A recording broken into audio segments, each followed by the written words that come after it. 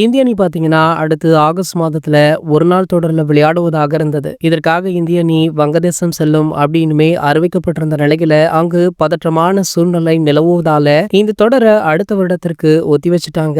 இது ரோஹித் சர்மா, விராட் கோலி ஆகியோருக்கு பெரிய சிக்கலாக மாறி இருக்கா. இந்திய அணிக்கு இனி அடுத்து நவம்பர் மாதத்துல மட்டுமே ஒரு நாள் தொடர் இருக்கு. இந்திய அணியானது ஆஸ்திரேலியா சென்று இந்த தொடர்ல பங்கேற்கும். இதுல விளையாட முடியாத நிலையில கோலி மற்றும் ரோஹித் சர்மா ஆகியோர் இருக்காங்க. ஐபிஎல் முடிந்து பல மாதங்களாகவே எந்தவித போட்டிகளிலுமே விளையாடாமல் இருக்கும் அவங்க திடீர்னு அணியில சேர்க்க பிசிசிஐ தயக்கமுமே காட்டுறாங்களா. சோ ரோஹித் சர்மா, கம்பீர் அவர்களை ஒரு நாள் ஃபார்மட்ல சேர்த்து பிளேயிங் லெவல்ல ஆட வைத்தா எஸ்எஸ்வி ஜெய்ஸ்வால், ரிஷப் பண்ட் போன்றவர்களுக்கு அணியில இடம் கிடைக்காத சூழ்நிலை ஏற்படுமா? இந்த ரெண்டு பேருமே நல்ல ஃபார்ம்ல இருக்காங்க.